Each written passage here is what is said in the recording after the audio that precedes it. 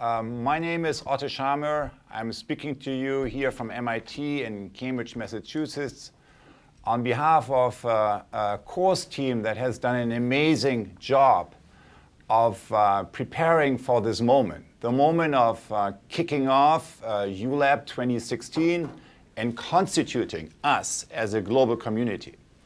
So we are a global community, as you may have seen from the opening slides. Maybe we could go back for a moment, of 25,000 change makers from over 160 countries that are joining kind of the larger community of participants who joined the ULab already in one of the earlier sessions. That includes now about 75,000 participants, and that operates from 600 or more than 600 hubs across across many countries, countries and almost all cultures.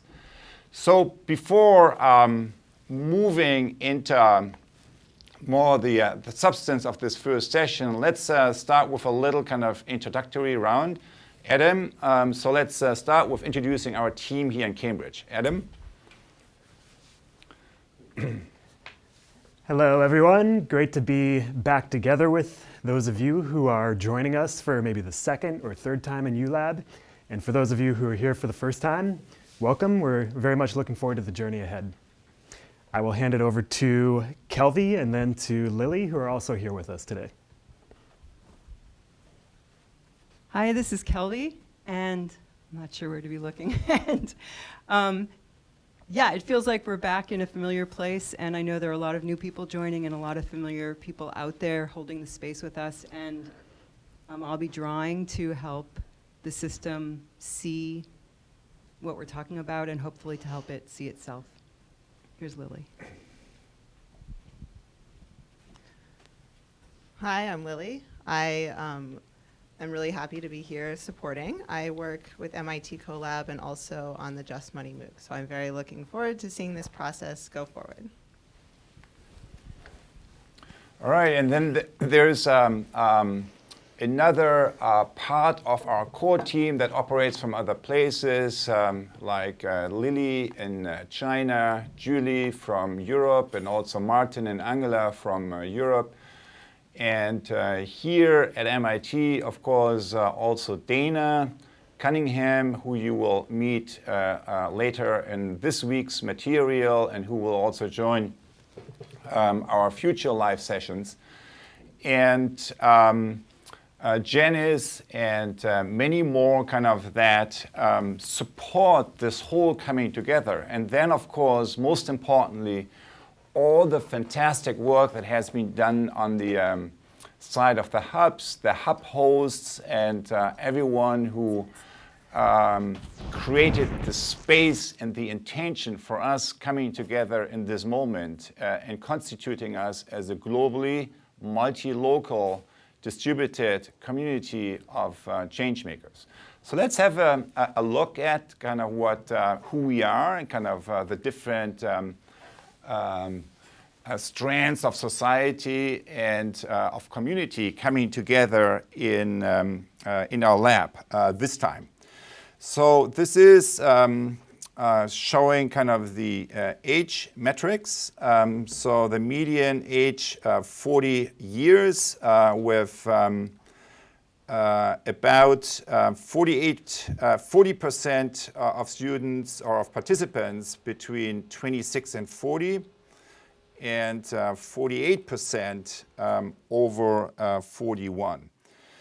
This is a little bit the experiential background, kind of the biggest number actually coming here out of business, almost 24%.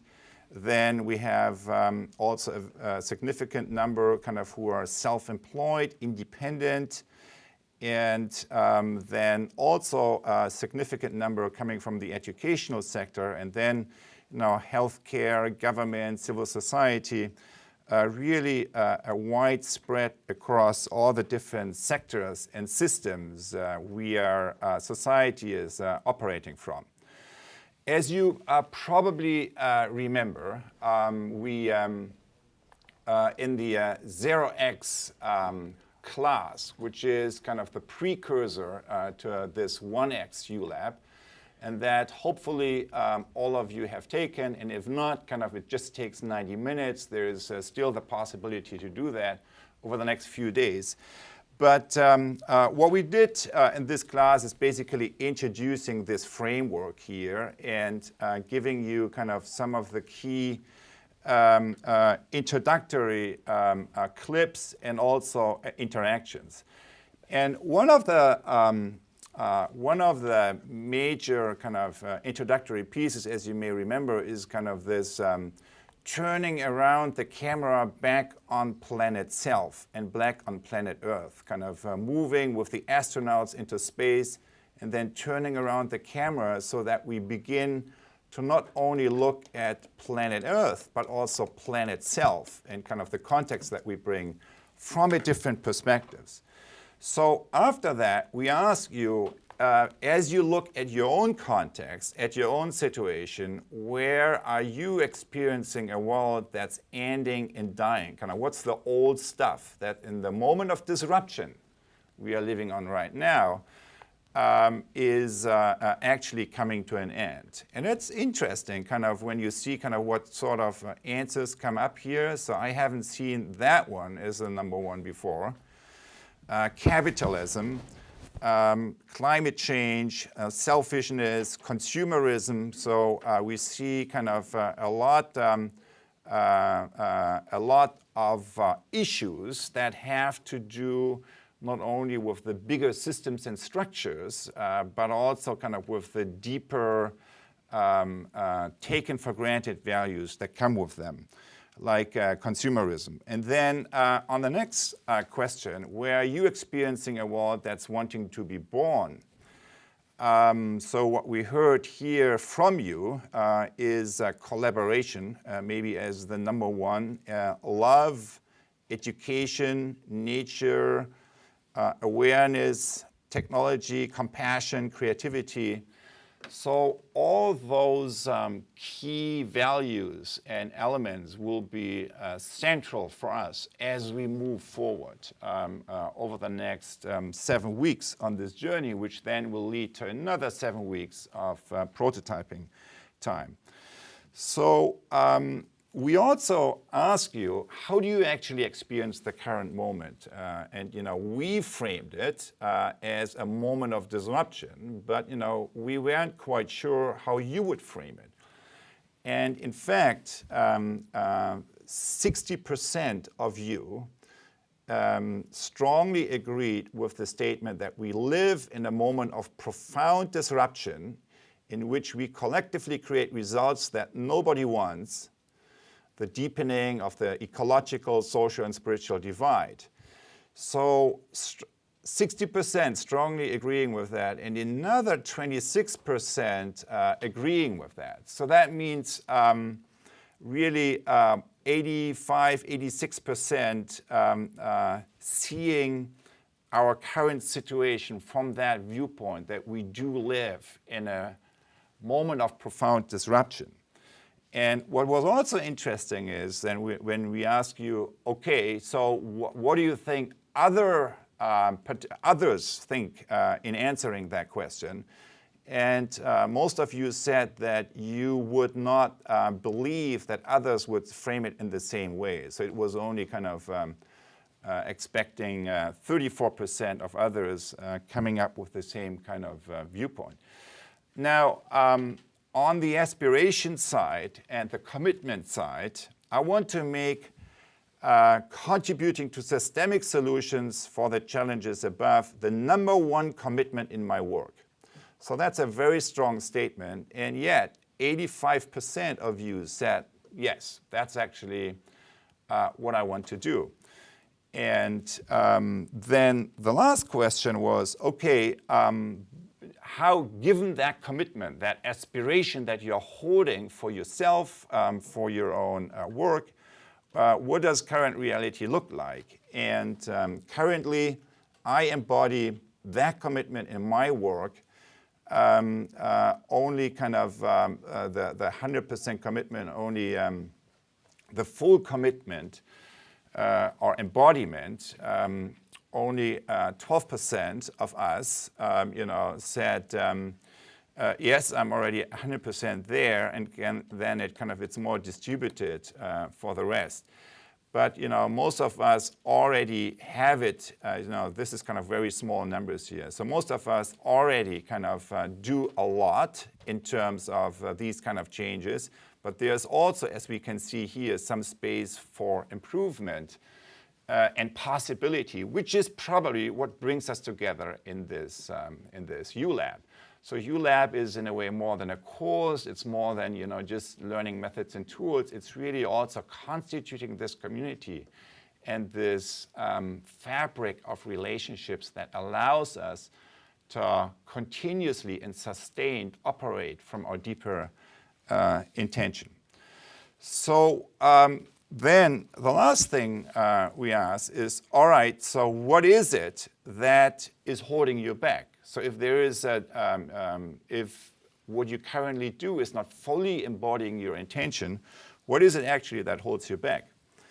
And that, of course, is a very, it's fear, it's money, and what else do we have here? Time. Time is another big one here.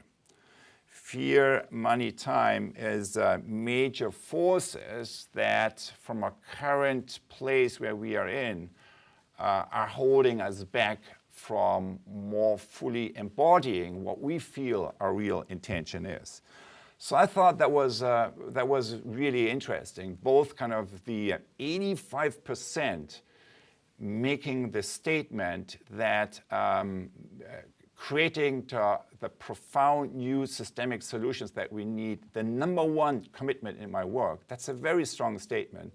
And that gives us a wonderful, highly committed context in our journey ahead of us to really develop, explore a new relationship and new ways of operating. So this factor here, the fear, which is by far the number one, of course, does not look unfamiliar. Of course, we have seen that many times. And in fact, we live in a time where when you just look at the last 12 months, where we see a dramatic amplification of these three factors, fear, anger, and prejudice. And as you may remember from the HuffPost link, but also from the 0x material, you can actually look at the last 12 months and the current moment we are living in from an angle that says there's really a profound duality in our current social system, which is, on the one hand, we have an amazing amplification of prejudice, anger, and fear.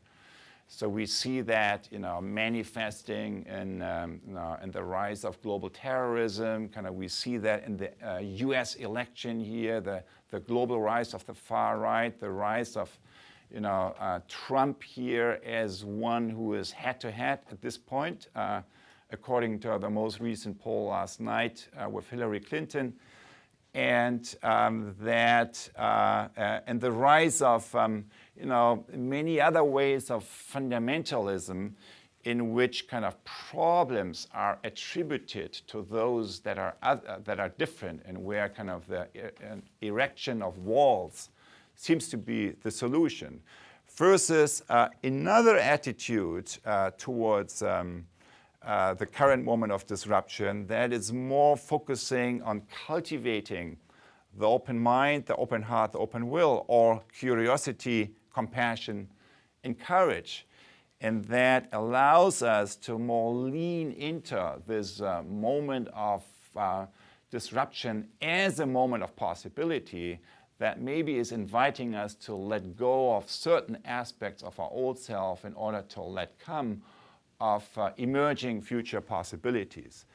So you can say, in a way, that what we live in is the moment of disruption. Many of you have said that. And then the question is, how do we respond to that moment. And I think very generally speaking, there are like three fundamentally different ways how we can respond. The first one is same old, right? It's downloading. It's basically doing more of the same, which then, of course, makes the system we're operating in more and more out of touch and more at risk of failure. The second response is that I not go here, but I move up this cycle here, which is denial, desensing, and absencing. And that is fueled by the closing of the mind, the closing of the heart, de-empathizing, and then the closing of the will, which is kind of fanaticism. And if to the degree kind of that we basically, not do more of the same, but basically move back from the, from the disruption and kind of move back into an older or earlier state of operating where, the complexity we face right now was seemingly not existing. That's where we see kind of this pattern, the pattern of the cycle of absencing or this cycle of destruction emerging. And what is a characteristic of this pattern is that you disconnect in two different ways. The first disconnect is horizontally. So it's the denial and desensing is basically that you do not really connect with what's going on outside of your own boundaries, kind of outside of your own walls, or you don't care about that. And then if that also is added by absencing, by which we mean an attitude that is not leaning into my emerging future self, my highest future possibility, but that is kind of defining myself wrapped around kind of some kind of experience of the past, that usually kind of is referred to as or results in a behavior that moves into blaming others and eventually destroying others, but also then destroying the self. So this is a lot of what we see going on. But what we found interesting is that underneath kind of this kind of mainstream reality that's playing out, there's a whole landscape of seeds, of new beginnings, of new relationships, of different ways of operating across boundaries, which is actually what brings us together here. So ULAB really is meant to strengthen in the current moment of disruption that we are in, this kind of third response that we are able to perform as human beings, which has to do with not holding on to the past, but leaning into emerging future possibility. Not developing architectures of separation, but developing and cultivating architectures of collaboration and co-creation. Architectures of connection, you could say. And that's a little bit, the intention. So we may not always succeed, but the intention, why we have something like ULAB, and the intention I know that many of you in all the different communities are holding is that we all believe we live in a very critical moment of time. When ULAB ends this December, we don't know kind of how the US election has played out. We may be really in a nightmare scenario. On multiple levels, on multiple continents, we live in a profound moment of disruption, and ULAB is an attempt to activate and strengthen these deeper human capacities that we all are connected with, but that sometimes kind of need some support in order to be fully activated. So with that, Adam, I would like to turn it over to you and maybe give us some more specific examples about how who is coming together here, what are individual but also maybe institutional intentions and statements that we bring together this time. So, on the topic of intentions, so those of you who have taken the 0x course, you remember at the end of the course, we asked you to submit a photo or a video talking a little bit about what is the intention that you bring into the course. And you may have wondered, what in the world are these guys going to do with all of these videos and all of these photos? Well, we did something with it, and we would like to show you a little example. This is a compilation video that shows a little bit, just a few examples of who we are, where we're coming from, and some of the intentions and questions that we're bringing into the course. Hello, my name is Luis Marx. Hi, I'm Sophie. My name is Andres. Hello everyone, I'm MIT15S23T314-V032200. Hello, my name is Julieta. I'm from Oaxaca. I am from Spain. I live in rural Australia. I'm 20 years old and I currently live in the United States. 我叫楚德清，我叫方东美。我叫张琳。耶。I'm originally from Greece and currently living in Stavanger, Norway. In my professional life, I work in environmental conservation. Working with smallholder farmers, particularly in Ghana. In 2007, I completed a PhD exploring education exclusion in India. I have been an entrepreneur for 13 years in the industrial sector of Colombia. I am the manager of a social innovation unit with the federal government in Canada. The reason I'm taking ULab is because I want to change the way that organizations work. So my intention for the ULab MOOC is to get a clearer view how I can really influence the transformation of the food system. I would like to look into possibilities how to redefine the relations of the subsidized and non-subsidized organizations in the dance world. Okay, my intention for ULab is to explore and gain clarity of myself in relation to the whole. The project that we're working on at King's Cross is reinventing democracy, and I do hope that we will come out of this course with a prototype that can be trialed immediately in our local communities. I'm hoping that this course will allow me to clarify some of my ideas and to bring them together so I can help facilitate workshops to teach people about thinking in systems. I don't have any clarity as to how I'm going to go about it. I have a few ideas, and most of all, I have passion.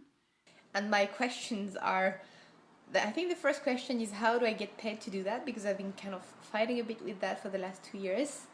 And the second question is, where to focus? Like, in which specific point should I focus in this tremendous task? I'm going to ask a lot of people to join me on this and would love to see this spread across the region, the country, the world. So there you have a few of the more personal, the individual examples of what we're bringing into the course. And there's many, many more. We'll continue to update that video as the ULab goes on.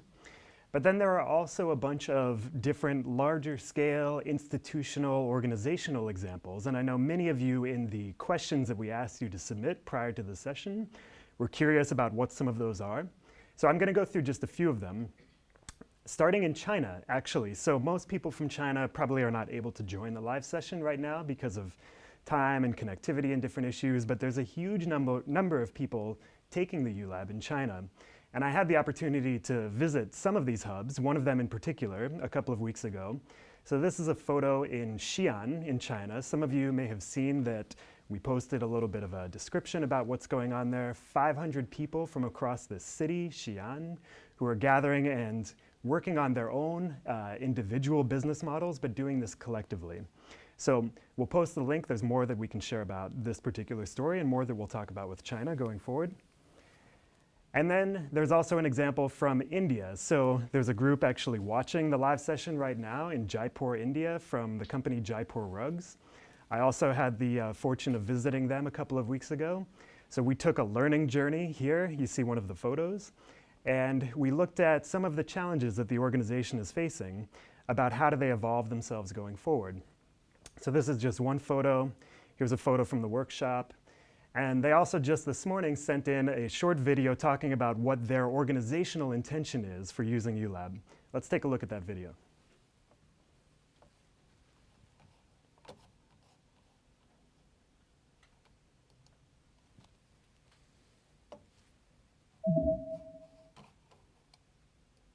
Hi, I'm a participant from Jaipur Hub, located in Jaipur, Rajasthan in India. We are 11 participants in the hub.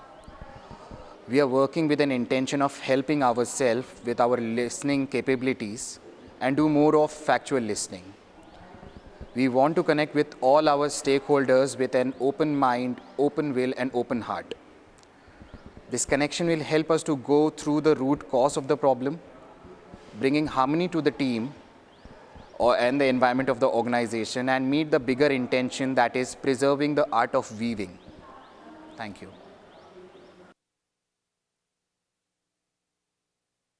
So again, I should have said at the beginning, so that's from Jaipur Rugs. They're a company that's based in India. They sell beautiful rugs for retail in different parts of the world, and they work intentionally with some of the weavers at the grassroots level in India. So they'll be applying some of the ULab practices and tools in the company with the weavers, with the customers.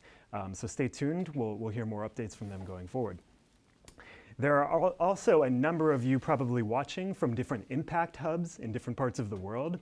And in particular, I want to share some of the work that's going on in one of the impact hubs. And if you don't know impact hubs are co-working spaces in about 70 plus different locations around the world, but also more than a co-working space. It's a place where people are coming together and really reimagining the future of their cities. And there's a great example from a hub in South London, in Brixton. So welcome to all of you who are watching from there. And a number of people at the Brixton hub took ULab in 2015, the first ULab that we did. And after coming out of that, they had a number of ideas, but one of them was that they should do more ULabs to engage people in the city around different issues that mattered to them. So there's a lot more that we can post that you can read about what they've been doing, but I want to share a few of the examples that came out of their work. So they went through, a number of them went through the course the first time, and then they facilitated the course for different people around different thematic issues. And one of them that they chose to focus on was around food, local food. So they had a couple of prototypes that came out of this. Here's a picture of people gathered the other day at that hub. And one of the prototypes that came out was this, what they call the People's Fridge, which is a place that people can leave in public food for food that they're not going to use, so others who are in need in the community can pick it up. So it's a free resource to people in the community. One of the things that they mentioned is that they crowdfunded to raise money for this, and they were able to raise £2,000 through crowdfunding, and they met their original goal of £1,000 within just a couple of hours. So the People's Fridge was one prototype that came out. Another was an intergenerational cafe, which is being prototyped in a space near Brixton every Friday evening. And a third prototype, which is just in the process of being started up right now, is a vertical farm that's taking place in the city as well. So that's a little bit what's going on in the Impact Hub in Brixton. I guess they also have this one other open project night where they open up the space to people in the community who maybe need a place to come and work on different projects that they have going on. So if you want to know more, you can check them out on Twitter at Hub Brixton. We have the address right there. But I want to mention one more project that's going on. This one is taking place at Concordia University in Canada. So we'll hear more from them as the ULab goes on. But basically, again, a number of people took the first ULab course, and they have since come back and they've opened up the space. They're offering ULab now for credit in the university and inviting people in from the community. So not just students in the university, but also different stakeholders in the community to take part in the course together. There are many more examples. We'll share them throughout ULab. There's also many examples that we don't know about. So we'd love to hear from you how you're applying ULab in your own context. All right. Thank you so much. Next, we would like to bring in another core team member. We already mentioned her, Julie from Europe. And Julie in our team has been supporting and really holding the whole space of global multi-local hub development and collaboration among the hubs. So yesterday, we talked with Julie, and I asked her, moving into the second year of ULab and really into after the 2 ULabs last year, moving into the third around here, what are some of the changes that you're noticing? Yeah, I think the definition of a hub, technically speaking, it is ULab participants taking parts of the course together. But if you look at how ULab evolved over time, this is the third ULab, even the definition of hubs is changing. So the first time people came together to learn, to watch the live sessions together, but mainly taking the course together. In the second ULab, which is September, October last year, I noticed that many of them had learned from the first time that it is an opportunity to, within the local community, start building relationships. So it becomes more than a course. You're actually going to activate a local ecosystem or a local community and see how taking this course together helps to pick up the challenges in your communities. And this time, the third generation of ULab, you could say that the hubs have seen an opportunity in using ULab as a vehicle for their work, their dreams, their challenges within the community. So it is as if it's no longer something they do on top of what they do. They're going to integrate it in what they do. And so there's a lot of beautiful examples in communities, like local communities, but also organizations and institutions where they use ULab now as a vehicle to look at the questions that they're dealing with on a local level. What are a few examples of that? Well, you can see, for example, we have in different sectors specific interest. And so education, there we see a couple of universities or colleges where they invite students within the program to participate in ULab, even for credits. And so it's part of the portfolio, part of the capacity building that the university offers. But also I was in touch with an organization from the UK where they say, as an organization, we want to work on this vision. How can we, with our management team, look at this challenge that we have, this strategic question for the coming 5 years, using ULab by developing first a common understanding, a common vision, a common language, and then start prototyping within that challenge. And I see it also in healthcare, so it's in different sectors. Julie, so if I'm just joining, this is my first live session, this is my first time in ULab, but I'm not part of a hub, is it too late now for me to join? And if not, what are some ways that I could get started? No, it's definitely not too late. So if you want to, then I would definitely invite you to do so. So one way is to reach out around you and ask friends and colleagues whether they are interested in joining the ULab journey with you as a hub. And if you don't directly find people, there's 2 ways to reach out to ULab participants, and that is on the Facebook group and on the ULab community site. And there you can ask whether there are people from your region that are willing to join, create a hub with you. Well, thank you, Julie, so much for joining us. You're welcome.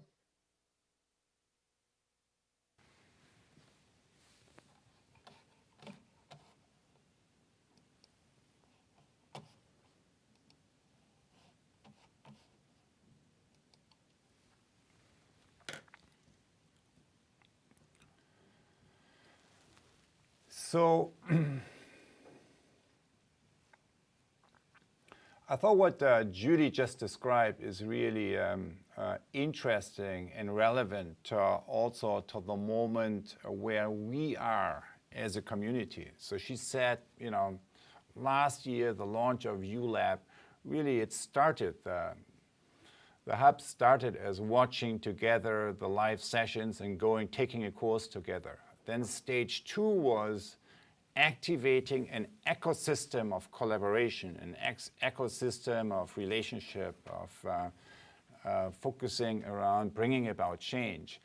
And then the third stage, interestingly, that she is noticing, that we are noticing now this year, is that ULab is being used as a tool, kind of, that is more, in part at least, kind of more institutionalized, that becomes, more institutionalized in institutions of education, of health, of, or the wonderful Impact Hub story that from Brixton that Adam was sharing.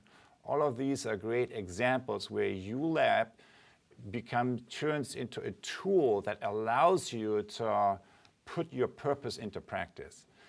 And also as an institution, also as an organization. And that's a very interesting trajectory. Obviously, kind of we have the full spectrum there. And some of us are just joining you today, and some of us kind of are doing this the second or the third time. But there's also a collective learning process taking place, and that really is the main focus of our attention. And so if we just kind of look at the development of ULab, kind of it's only 4 years ago that we had a precursor of ULab called Global Classroom that maybe some of you remember. And, for example, Calvi found this slide last night. 2012, we had 200 participants from 32 countries, right? And we thought that was a really big number, right? So that was really cool. And so here, 3 years later, kind of last year, kind of we had like 25,000 participants from all over, and kind of a much broader strap. So not 30, but 190 countries. And so we really open up the level of learning and cultivation of connection to a whole other level. Today, 600 hubs at least, a community of about 70,000 in almost every country today. So that's just within a few years, but that's like the external growth. And I think why I want to underline that much what Julie talked about. It's not kind of about external growth in the end. It's the internal. It's kind of the quality. It's shifting the way we use ULab to something that is activating dormant networks of change, and that allows us to really connect with our deeper purpose in making that happen individually, but also in the context of organizations and communities. So I want to also share where we left last time, just to bring in kind of the journey we have been on into this moment here. So this is where last December, at the end of the second ULab, we ended. It's kind of Calvi standing over there. She was capturing it on that board, just as she does today. And basically, what is kind of the headline of this? It's kind of, you could say, it's the social field. The social field that we try to cultivate. And you see kind of here, some of the, some of the stories, kind of some of the different movements that come together around action research, around civil society, all the different levels of change making, having a more active bottom-up participation, and then, of course, mindfulness. And as this comes together, we begin to, in order to make this successful, we begin to cultivate this social field. And I shared the story of my father, kind of who is and has been a farmer in Germany. So here he actually is. The farmer who is using the plow in order to cultivate the agricultural field. What is, in the case of the social field, the functional equivalent? So what are the tools that we can use? And what we really kind of, the main tool that we use is to learn how to see yourself in the mirror of the whole, how to see yourself through the eyes of others. And that is something that happens in case clinics, it happens also in live sessions, and it particularly happens in the hubs. So that was kind of basically the space where we are coming from, and moving from us from in the past. And then we have been trying to cultivate these deeper levels of relationship with the opening the mind, the heart, and the will throughout last year. And then earlier this year, we came back together, a core team kind of on March here in Boston, and then in June in Berlin. And we discussed, where is it? So if this is kind of a movement of change making, of change makers that connects the inner and the outer, but also the individual and the collective in a different way. So where is it that we want to take that? And so this kind of switching kind of ecosystem to ecosystem awareness, this is of course at the root level of what we try to create. And then kind of there's a whole set of enabling conditions that we described and have since tried to cultivate. But then moving forward, kind of we want to bring it into all the different kind of change initiatives that each of us is connected with. So that's how we ended last year. And when we met in Berlin, so this is a picture from the June gathering we had in the core team, or the extended core team. Kelvy was again capturing kind of what was being discussed. And then the picture was kind of, this is basically the 0x, right? Kind of the systems thinking and the different levels we are operating on, the 3 divides. That's what brings us together here.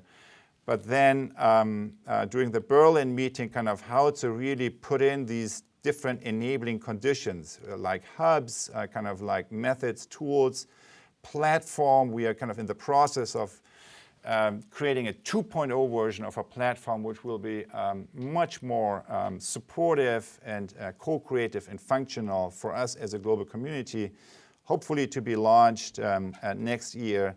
And then, where is it we are going? Kind of what is the emerging future here? And the way kind of Kelvy captured is the activation of the intelligence of the heart in service of awareness-based social change. So activation of the intelligence of the heart. So activating a deeper level of human intelligence in order to serve the evolution of the whole, in order to serve social change in our communities. That's a little bit what was very much in the center. And just to end with one more remark, this is kind of the breathing organism here.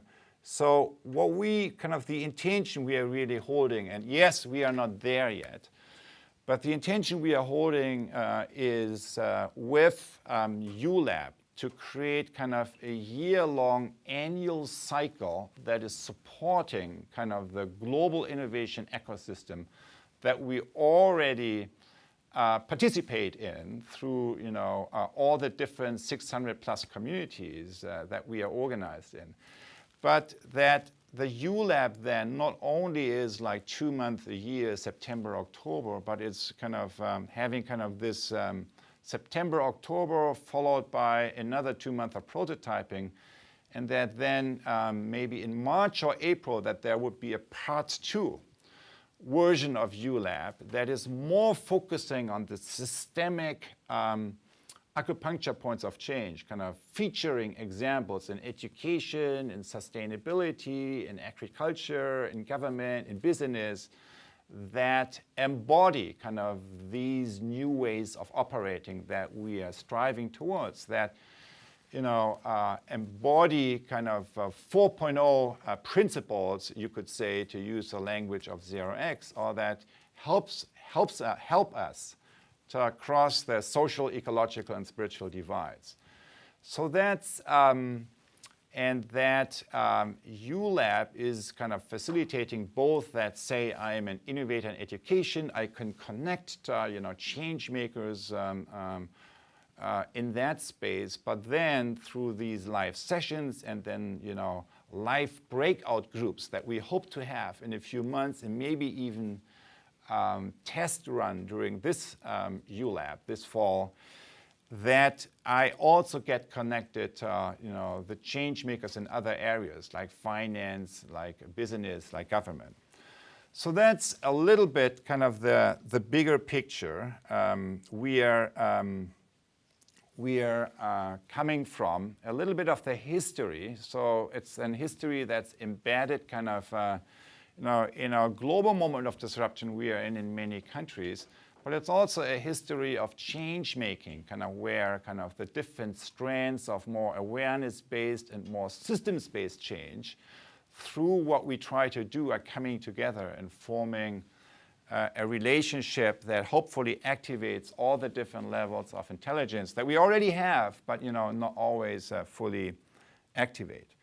So with that in mind, I would like to invite you to a small moment of mindfulness that will, in which we collectively bring our attention together as a global community and seed our intention into our global space of co-initiating this community.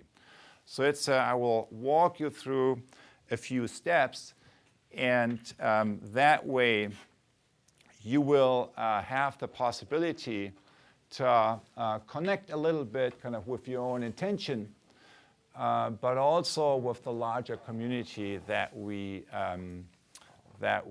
constitute together. So take a moment, sit, if you're sitting, kind of sit upright in your chair and comfortable.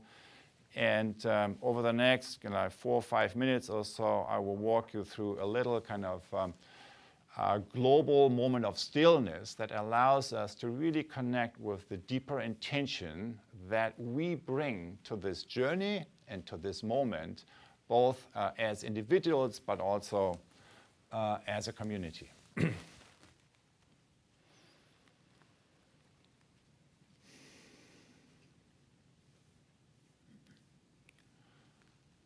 So sit upright and comfortable.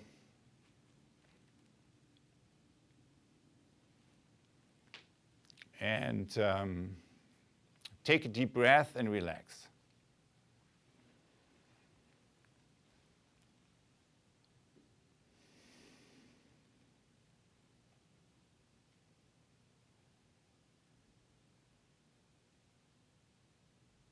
And now move your attention downward to the legs, to your feet, to the lower part of your feet,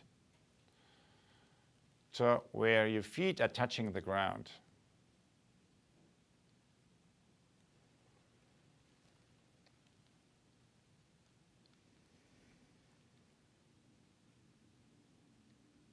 Try to feel the connection downwards. If we were trees, we had like physical roots going downwards. As humans, we don't have these physical roots, but we still can feel the connection to Earth.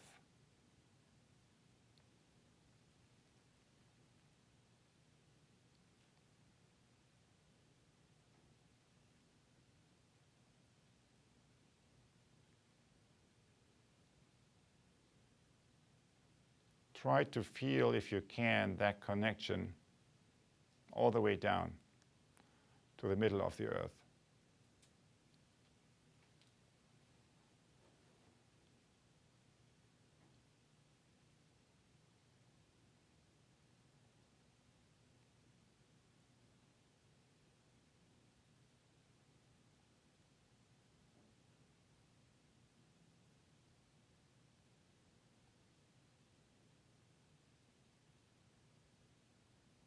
And now move your awareness not only to your own connection downwards, but also to the rest of us. So we are a community of 10, 20,000, we don't know, coming together in this moment.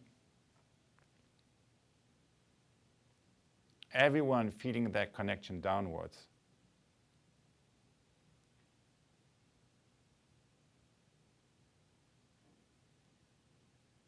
On different parts of the earth.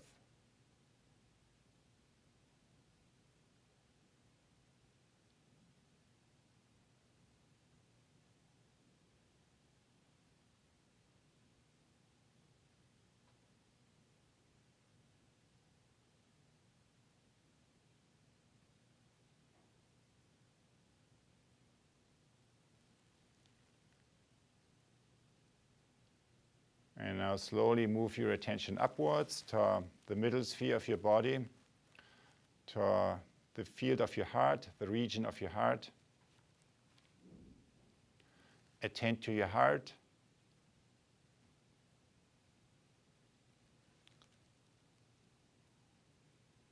And attend to the connections that can emanate from your heart. All the horizontal connections that allow you to relate to the beings around you.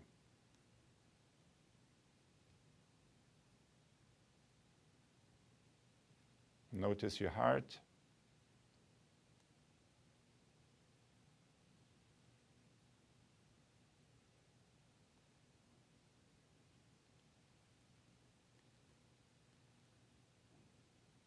Notice your connections to those that are around you. Maybe if you're in a hub now, everyone in that hub.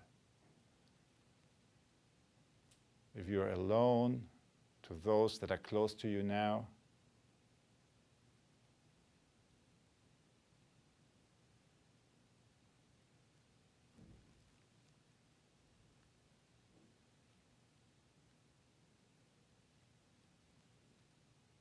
And then extend your awareness to all of us, kind of the whole global ULAB community that is coming together in this moment, focusing our attention on the wholeness of our community, the whole field.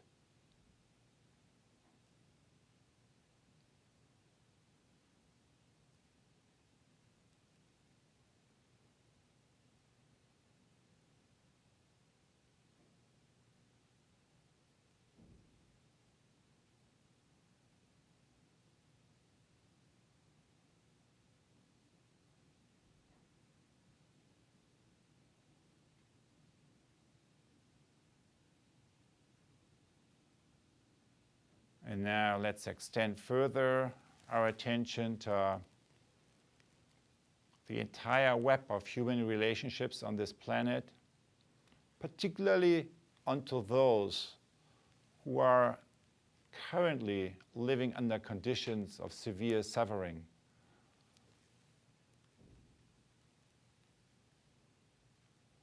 Let's think about those of us who are currently suffering the terrible, tragic course of events in Syria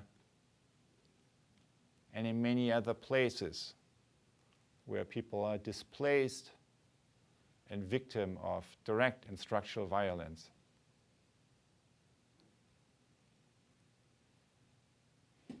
All of that is part of our social field.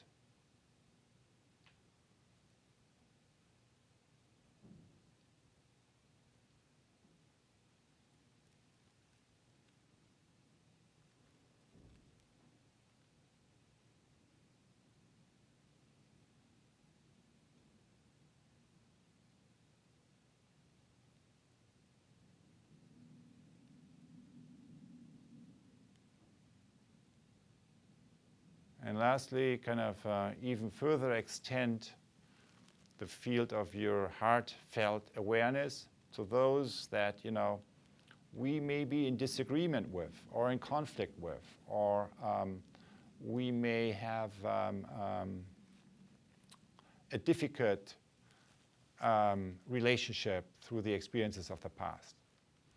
Let's also include them into our field of awareness.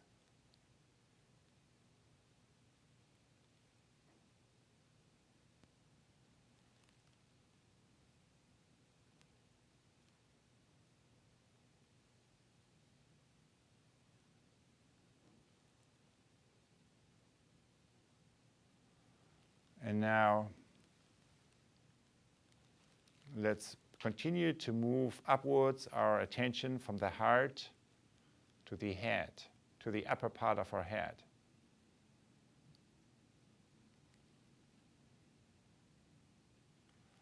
Connect to the upper part of your head and attend to, if you can, the connection upwards.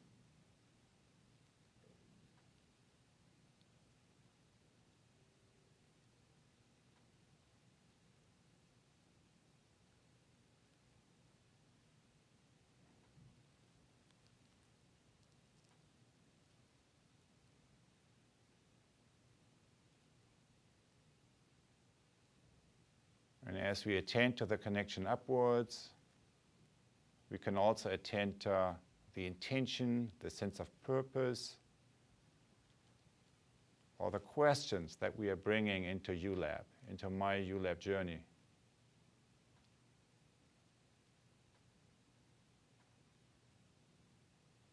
What is it that brings all of us together here?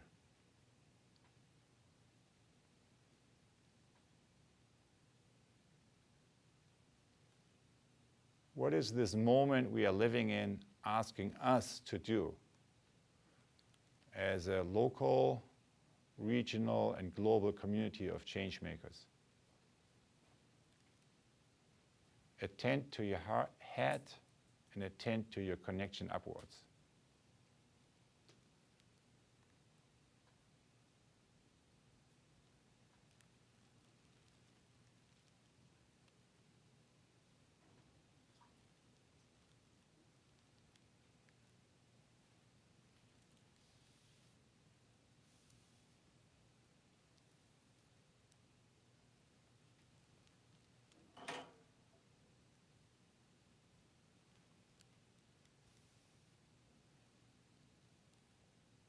And then when you have identified something, kind of your own intention or your hope, your aspiration that you're holding for yourself, that you're holding for our whole community, take that intention and put it as an offering into the collective space of co-initiation that we are forming in this moment.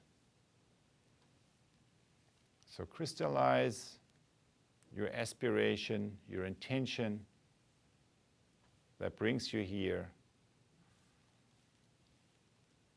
and move it into a collective space as an offering into the collective space of co-initiating that we are doing together in this moment.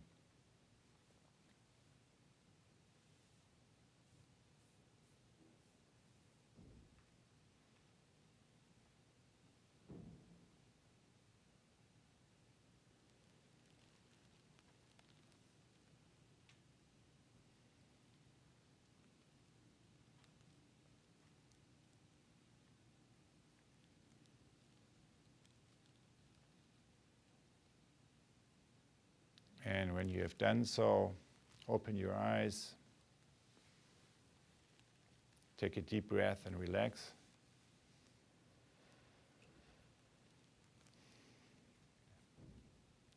And when you're alone, maybe take a journal, a pen and paper and write down whatever came to your mind in terms of the intention you're holding for yourself, for your community, and also for us as a global community.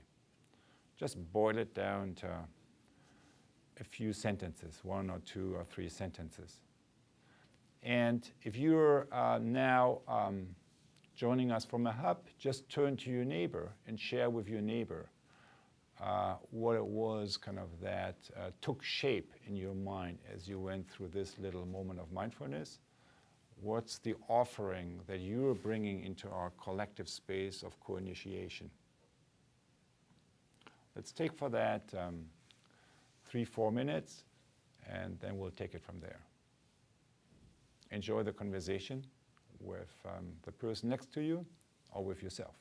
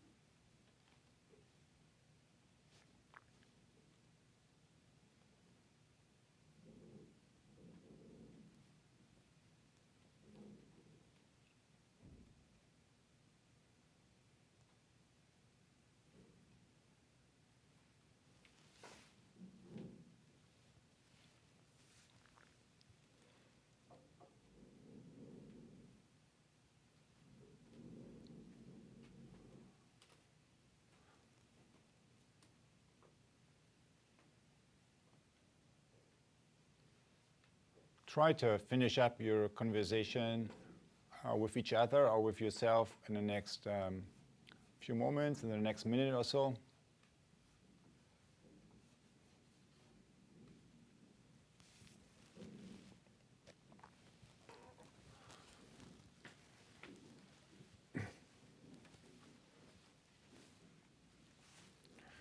And when you have done so, you can share what came up for you in terms of intention and in terms of what we are called to do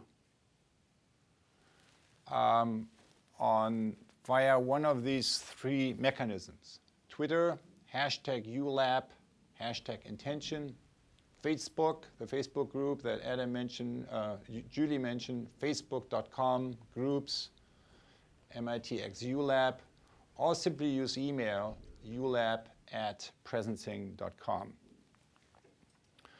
So when you have finished your conversation with each other, with yourself, share what came up for you in terms, what crystallized for you in terms of intention, in terms of what we are called to do as a global community of change maker or as a local community of change makers in this moment we are now living in.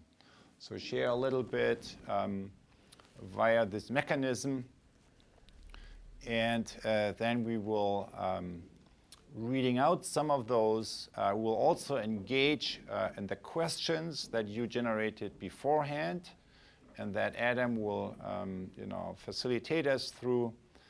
And also, let me say that we are working on we actually plan on doing more direct putting you into live small group breakouts virtually. So we ran into some technical issues. Hopefully we'll do that later during this ULab. But for the meantime, just use these three traditional mechanisms so that we can stay connected with each other. Adam, you want to share with us a little bit what came up through the UMU questions that were generated beforehand by many of us? Sure. And I'm smiling because Otto is referring to Twitter and Facebook as traditional mechanisms already. It's, I guess, only been a few years. But an even newer mechanism that some of you have seen that we put in the edX platform is UMU. And so through that mechanism, many of you submitted questions, had the opportunity to upvote, comment on other people's questions. So a couple of the top ones that came in. So we had somebody said, how can I translate knowing into doing? So ULab is sure to bring new learning, new concepts, new tools, but how do I bring in a daily practice of consistently applying them to real life on a daily basis, bringing the future into the present? And I don't know, Otto, what you came up with in reflecting on that question. One of the things that came to mind for me is a quote that we'll make reference to in one of the week 1 videos that you'll see after the live session is posted on the edX platform. But it's a quote from Martin Buber, quoted by Otto in the Theory U book. And he talks, I don't have the full quote here, but he talks about paying attention to what is in need of you in order to bring it into reality. So we're going to talk in week 1 a lot more about the capacity of listening and paying attention, but what can you do on a daily basis? It's maybe sitting with the question of what is it that's in need of me in order to be born? I think we can get into the exact quote later in the week when you see it in the video. But Otto, while we're looking at some of the responses, any other reflections on what people can do on a daily basis?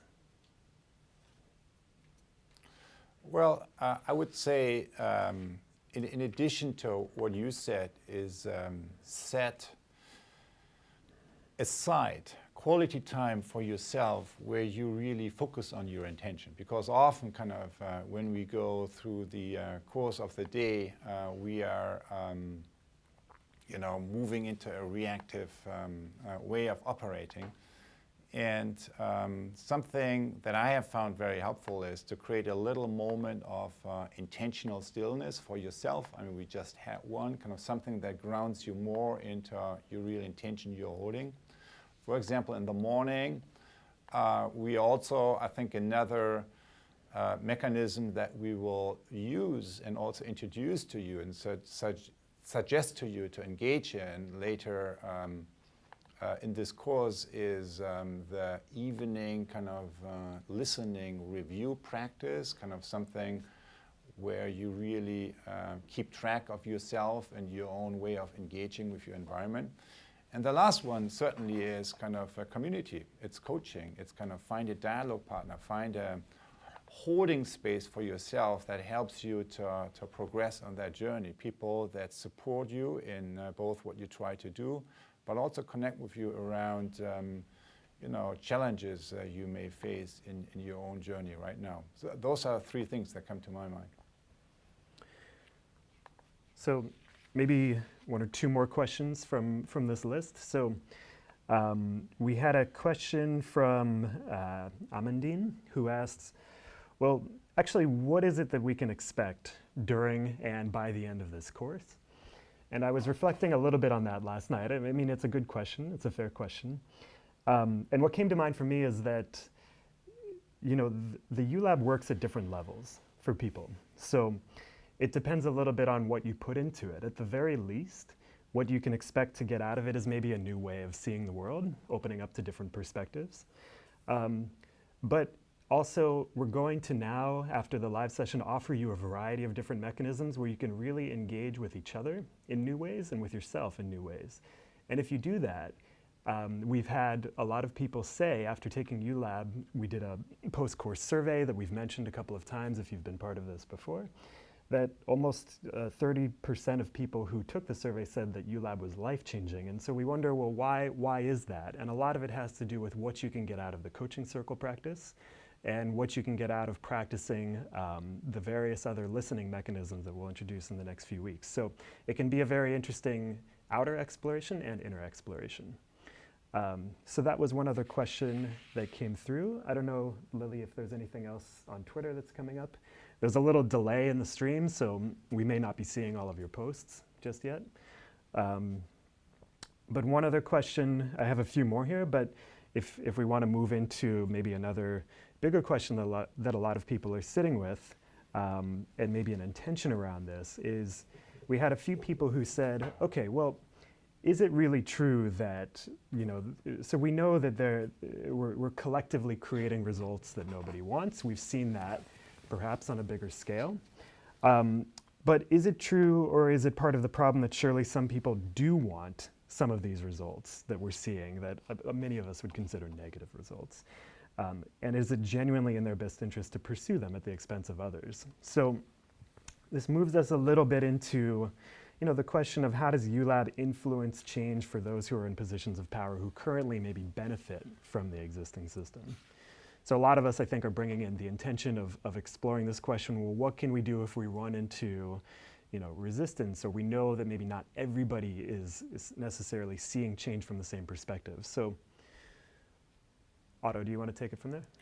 Yeah, so we thought to explore that question, one helpful input from our community. We wish we could more, but a conversation an interview that Adam did yesterday with one of our colleagues and hub hosts from Brazil. Daniel, and Brazil, I think, is a good example for kind of some of the societal issues we have in many countries right now, but maybe just a little more evolved. And so let's listen to how Daniel responds to this very question that Adam just asked. Daniel, thank you so much for joining us from Sao Paulo, Brazil. There's a lot that's been going on in Brazil lately. Tell us, what is your perspective on some of the change that's been taking place in Brazil as of late? Hey, Adam, it's a pleasure. Well, first of all, I'm going to speak from my change maker's perspective. I'm not a specialist to make a scientific reading of what's going on, but my understanding, Brazil is still figuring out what democracy really means. We were the last country in the world to abolish slavery. I was born during a period of military dictatorship, which lasted from 1964 to 85. And then came a free market with almost unregulated capitalism that, in this time of transition, we've never had a government who really cared and intended to serve its people, you know? So the fact is, I think we have never had a truly democratic state. And social inequality is and has always been a big thing here in Brazil. Money continues to be extremely concentrated in the hands of the top 1%, and policy making has been designed to privilege the interest of the same 1%. So situation is not changing at all. In fact, it's only getting worse, you know, if you consider the emerging classes that are thirst for consumption. So then came the corruption scandals that we have been hearing in the news in the past years and months. And so we're not talking only about social justice. Justice as a whole is really weak in Brazil. We need to celebrate every time that a convicted criminal is brought to justice, as it happened this week with Eduardo Cunha finally kicked out of government for all the crimes he's done.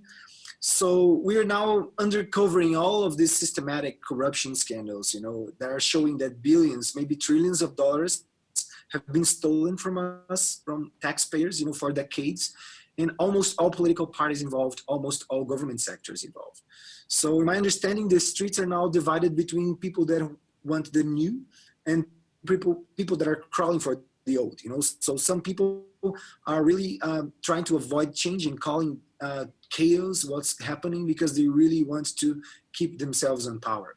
So in my opinion, what we need to do is really gather the 99%. You know, the 99% needs to be united, not political party X or Y. So then we can start to build collectively a truly democratic society where our cultures are recognized and our nature is properly respected. So in my understanding, you know, this is a moment of radical transparency. It's not going to change.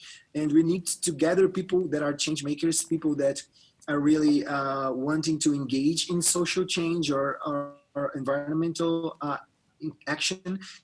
And then we need to act from an ecosystem perspective so we can bring concrete proposals to help to reshape society. And so it's a plastic moment. We need to act and we need to do it now. That's how I see it.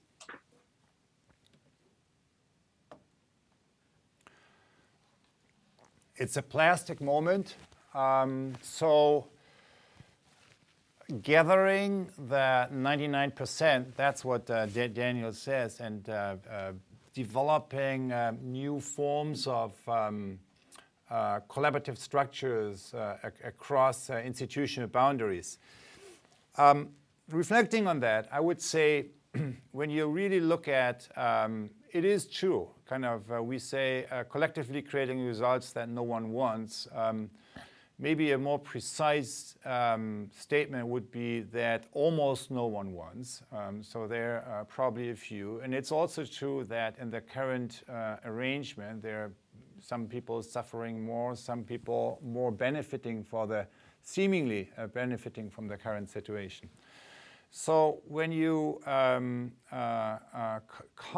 yet I think it's still the case that for most of us, you know, the intention is much more aligned than our actual collaboration is.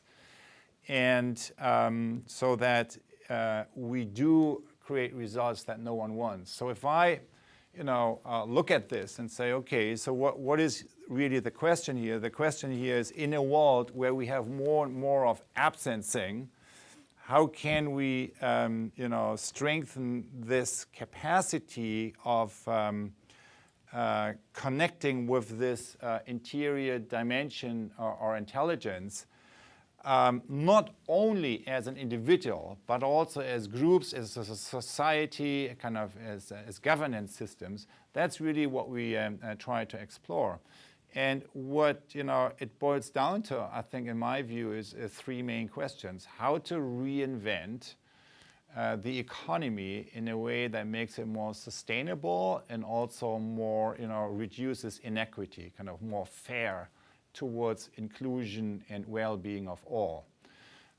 Secondly, and that was something Daniel started to get into in the end, it's reinventing democracy in a way that is more, that makes it more direct, more distributed, and also more dialogic. And with dialogue, we mean a capacity of a system to see itself. So those are missing infrastructures right now that allow, and the absence of these enabling infrastructures results in special interest groups basically hijacking the whole. And that's kind of the 1% or the 0.1% issue that many of you in the questions have been talking about. And the third major subsystem in society, of course, that needs major reinvention is education. And so it would be really interesting. We see kind of in education, we have already a focus area for many. We, for example, in China, kind of launched an initiative that is aiming at creating an education MOOC. So using all the ULab tools by focusing on reinventing the educational system around kind of strengthening creativity and kind of the creative capacities on all different levels.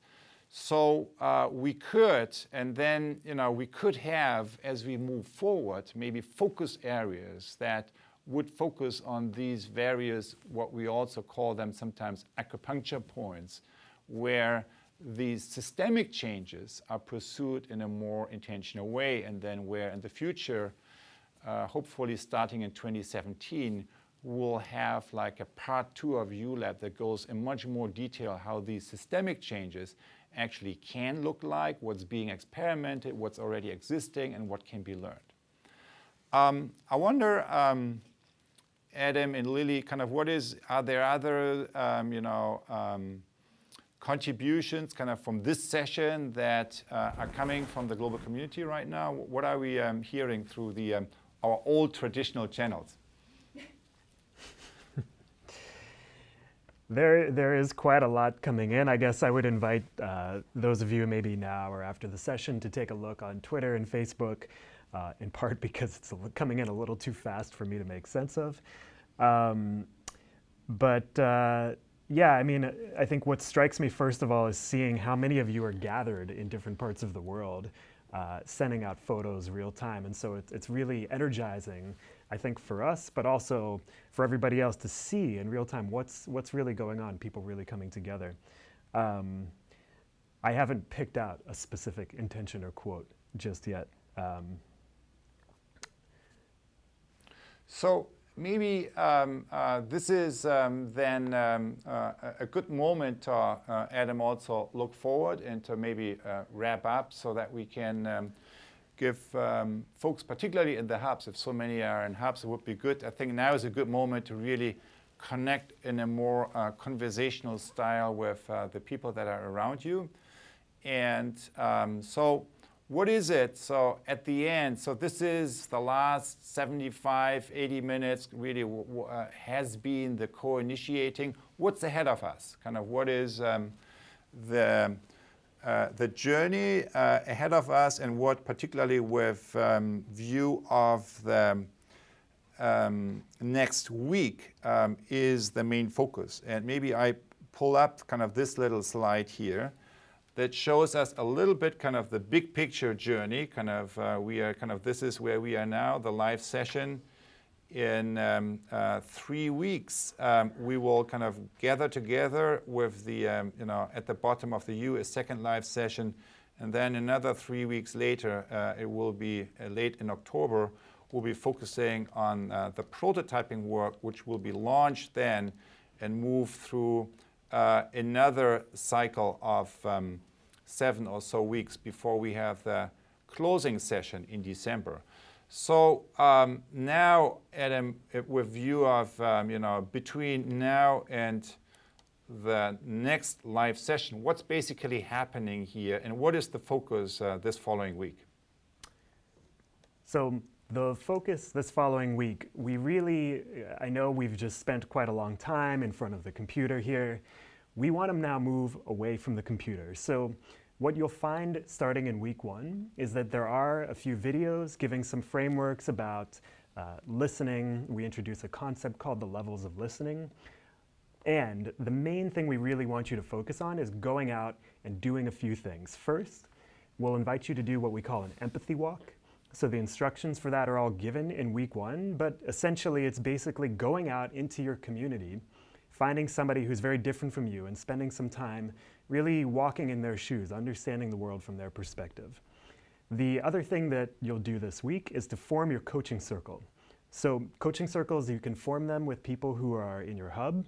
So coaching circle is a group of 5 or 6 ULAB participants. You're going to meet together every week to go through a case clinic process, which we introduced this week.